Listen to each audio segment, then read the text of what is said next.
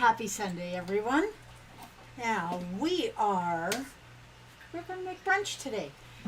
And, there are a lot of things that people tell me they can't do keto because they would have to give up whatever. One of the most common things that I hear is that I would have to give up bread. You don't have to give up bread. So, we've done 90-second keto bread. One of these days, I have a recipe for yeast bread that is wonderful, and it's keto.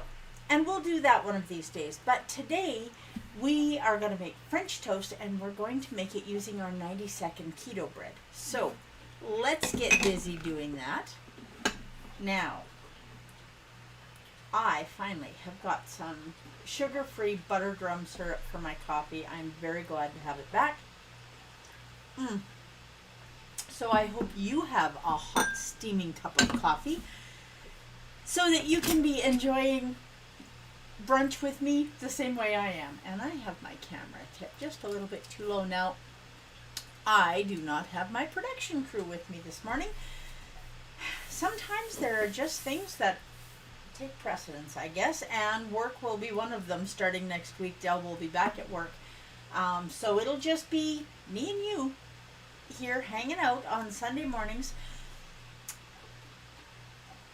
figuring out what it is we're going to do. So send me some ideas. If there's something that you want to see me do on one of my lives, send me an idea, let me know, and I will do my very best to make it happen for you.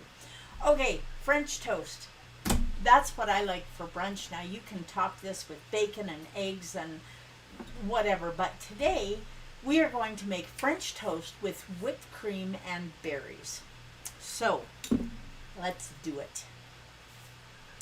Now, I'll just let you take a peek at what I'm doing here.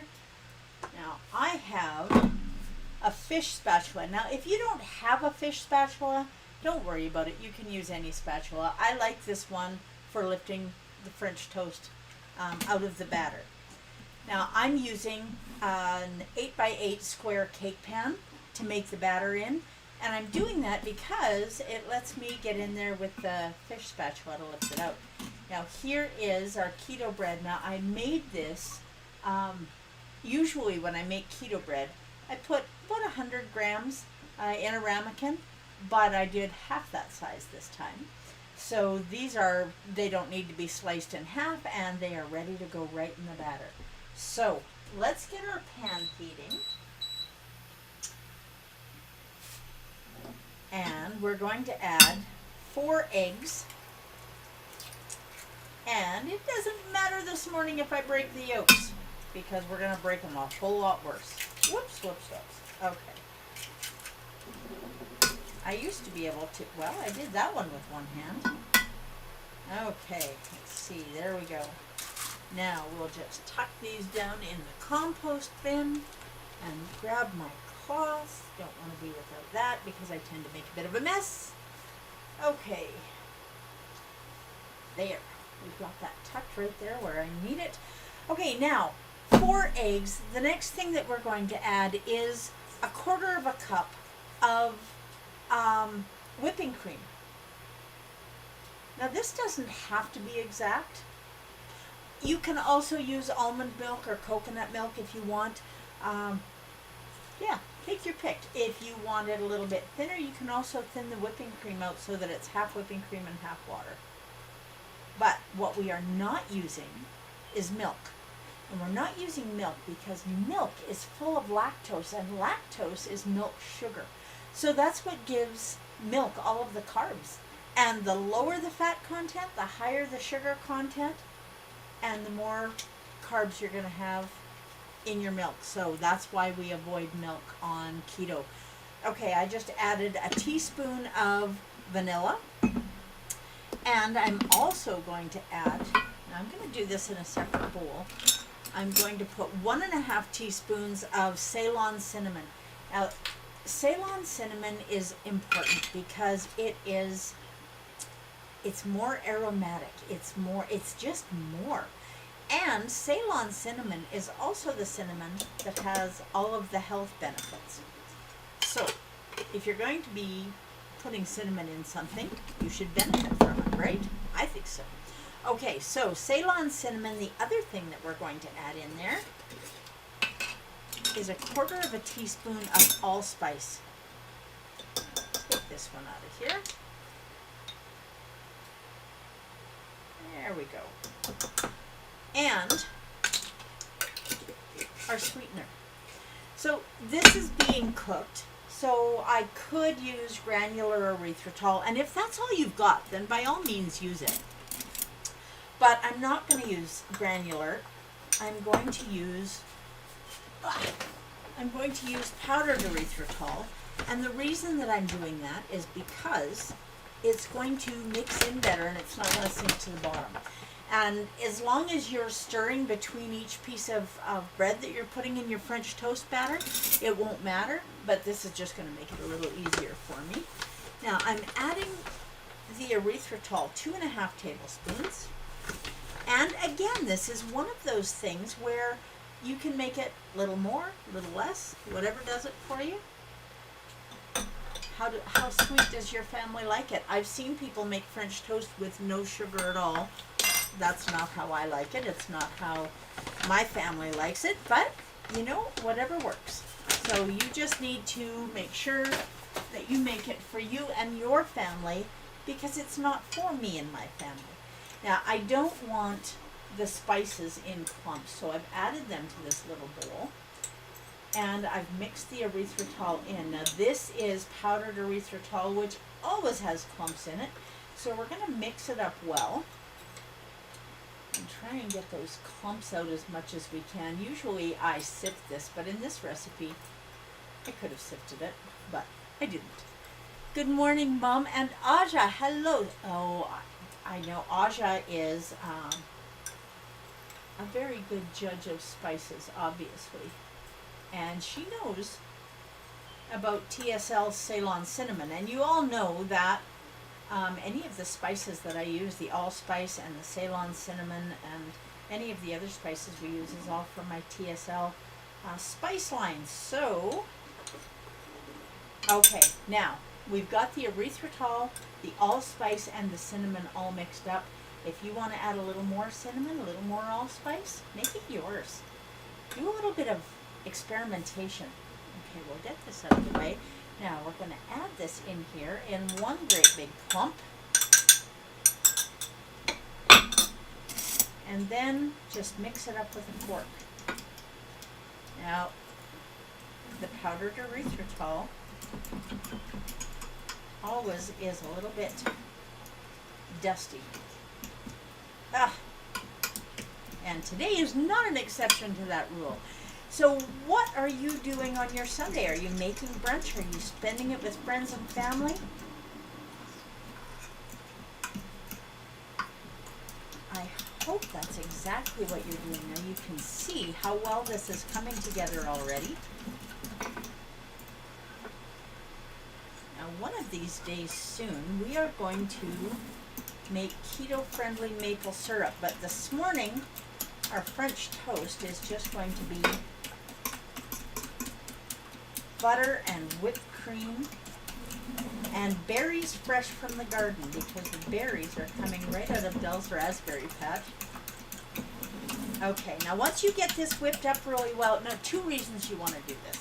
You want the egg to be absorbing into the bread evenly, so you don't want a little bit of yolk here and a little bit of white there. You want it to be kind of even, Steven. You can do this with your mixer if you like. I just thought using a fork this morning might be a little quieter for you. I try to be nice when I can. Okay, that should about do it. Okay, now we need some butter in the pan. So we're going to put about a tablespoon of butter. Now I've got this pan a little bit too hot, and you can tell when you go to put the butter in the pan and it starts smoking that fast, you've got it a little bit too warm. So I just peeled it off a bit, and we'll let this butter melt in the pan. Now you can use coconut oil, you can use olive oil. I don't think I would really want that on my French toast. Now while that butter is melting, we're just going to leave that on the dish of butter because we're probably going to need that again. Now, we are just going to put this in the egg mixture and we're going to turn it over. Leave it in here for a couple minutes. Let it absorb some of this yummy egg and cream and spices and sugar, and then put it in the pan. Don't worry too much about draining it off. It's going to be just fine. Now look at how our butter has browned in this pan. It didn't burn, it just browned, and that's going to give it a deep, nutty, buttery taste. It's going to be wonderful. Okay, now we're going to get the first one in the pan. If you want to do this ahead of time, you definitely can. You can make the batter the day before, or make the batter in the 8x8 cake pan and crumble your bread up in it and throw it in a 350-degree oven for half an hour. Okay, now there's a third one in there, or second one in there, I can count. Okay. Now we're going to do 3 in this batch, and they're going to take 2 or 3 minutes on each side. Now we're going to move this one over a little bit. There we go. Now the longer these sit in here, the more, I'm going to use really good English, the more breaky-uppy the bread is going to get. You like that English? It's pretty good, eh? Okay, so we don't want the bread to get too breaky-uppy if we have to move it. So if we don't want it too breaky-uppy, we can just break it up into individual servings or a family-sized casserole, whatever you want. Now, the other thing is, the more stale your bread is, and you have to be careful with this.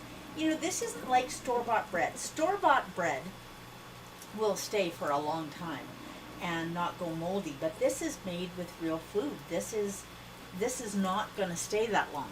So we're going to use our tablespoon, and we're going to pour some of this batter on here, and then toss it around a little bit. Now you can put a little bit more in this because it's going in the oven, and I just dropped that in there. That just happened. Okay, now I think we need to flip these, and I might have even left them a little bit too long. Nope, that is just about perfect. I like mine nice and dark brown. That one, yep, we can flip that one too. Okay, now, those are looking beautiful. Now, they look a little bit darker. I don't know if they do to you. Right? Breaky-uppy is an awesome word. I like it. And if you have a recipe and you quadruple that recipe, do you say quadruple? Because in my family, when I grew up, we fourpled it. So you can threeple something or twople something. You can do it however you like. Okay, now I am tossing this bread. I let it sit for a little bit. And I'm tossing it in the egg mixture. And then, as soon as I've got it all really well coated, I've got a little bit too much bread in this dish, but that's okay. It'll shrink down and cook beautifully. And I'm just going to pour a little bit more over top.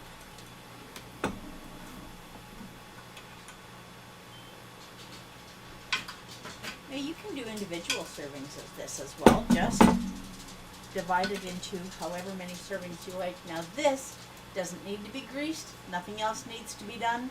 Throw it in the oven. 350 degrees for about 10 minutes. Okay, so we will put that in there, and it might even be ready to come out by the time we're done. Now, these are looking like they are pretty done. Now remember, your bread is already cooked, so no, not quite done yet. Okay, so your bread is already cooked, so we're not cooking the bread. What you're doing is cooking the eggs. And you can see I've got leftover batter in the pan, so guess what I'm going to be doing when we get done together today? I'm going to make up a few more of these, and I'm going to cool them, put parchment paper between them, and throw them in the freezer. Dell likes to take waffles or, something breakfasty to work with him. And since we know he's going back to work in a week or so, I'll just have these there. So Friday we made porridge, oatmeal, no oats, oatmeal, oatmeal. Okay, there you go. There's another one for your vocabulary. And it was wonderful. Now, something that I forgot to tell you is if you really want to step it up. Now, I'm gonna tell you one of my guilty pleasures. My favorite. We used to buy the flavored oatmeal all the time, and my absolute favorite was peaches and cream. So, knowing that, I got, and I don't even know where it is right now. There it is. I used peaches and cream Da Vinci sugar-free syrup in my oatmeal, and it was amazing. So I don't know what your favorite Da Vinci sugar-free syrup is, or even if you use them, but they are definitely worth considering. Now, these are done now. Oh, those are beautiful. Okay, now, how many pieces of French toast do you want for breakfast? So let's take a look at these. And you can see they've also absorbed that butter. Ah, come on. There we go.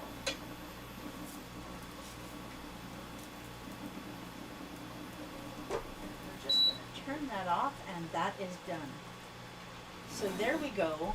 A big stack of incredibly filling French toast. Now, French toast is not right without butter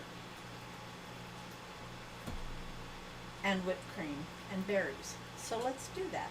And if you want a little bit of extra flavor on here, you can also add a little bit of Da Vinci syrup, I suppose. I'm not sure that I would do that. I like French toast just the way it is. But we are going to dress it up with a few berries. So here is a single serving. How many carbs do you think are in something like this? Now, I know you weren't here with me when I made the bread, but in a single serving, the net carbs, 2.2 grams. So let's be generous and say 2.3. So there you go. You're going to put 2.3 grams of net carbs on the plate. You're going to top it, maybe, with whipped cream. Are you going to wait? Are you doing whipped cream when you do yours, or are you going to wait for me to show you how to make maple syrup? Because we're going to do that too. Okay, so mostly because I love the flavor, I'm going to start it with butter. Now, doing this on a scale lets you figure out exactly how much butter, how much whipped cream you have. So you want about a teaspoon of butter-ish.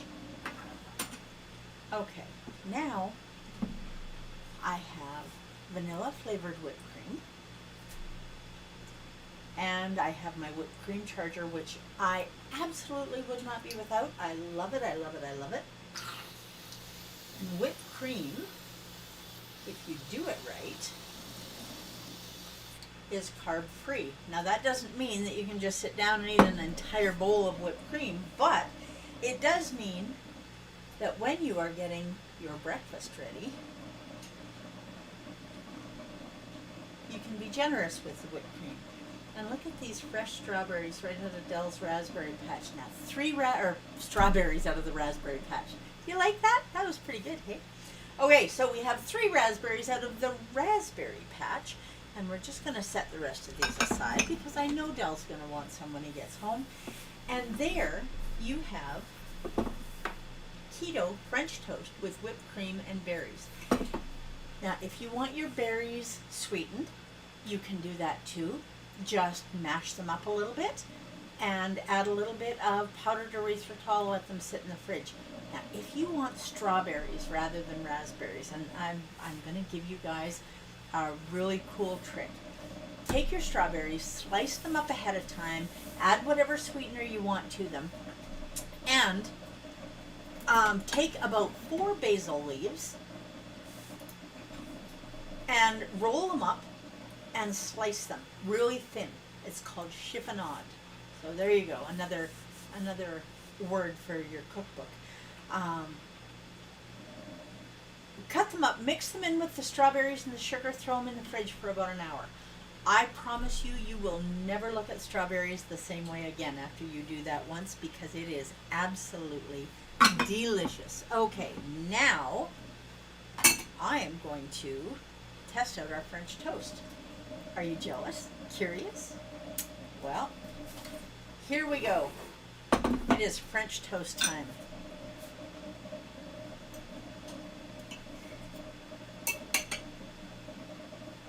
Okay.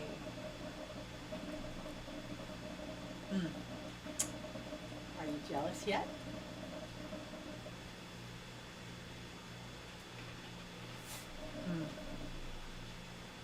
You know, I read things all the time about how keto is not sustainable because it's way too restrictive. There's so little that you can eat when you're doing keto. I don't know where people get their information. I also read an article the other day from a fairly respected site. I don't have a whole lot of respect for it anymore, but it said if you have gout, you absolutely should not be doing keto. If you have gout, that is one of the best reasons to be doing keto.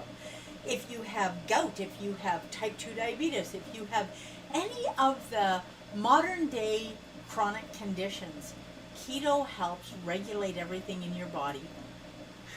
Well, thank you very much, Aja, and you're correct, they are not.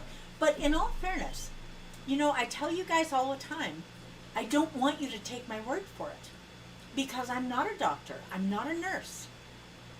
I do a lot of research, I do a lot of reading. I want to know when I take a bite of whatever it is that I'm taking a bite of, and today it's, you know, French toast and whipped cream, I want to know what happens next when it goes in my body. I want to know if it's doing damage. And maybe that damage is just a tiny little bit that you're not even going to notice. But if you do a tiny little bit of damage every day for 20 years, you end up with high blood pressure. You end up with whatever chronic condition, gout, IBS, Crohn's disease. Those are all conditions, and there are so many more. The list is just getting bigger and bigger. There are so many diseases that are not actually diseases. They are symptoms of a very poor diet. Exactly the same way that vitamin D deficiency is a symptom of not getting enough sun. And if you can't change the fact that you're not getting enough sun, take a vitamin D supplement. You don't have to just be told, well, you're vitamin D deficient and we can't fix it, but we can manage it. And I know that going out in the sun would fix it, or taking a supplement, but, you know, we don't want you to do that. We would rather you take a medication. That's what pharmaceutical companies love, and that's what big food companies love. There are times when pharmaceuticals are absolutely necessary and there is no choice. That's just a fact.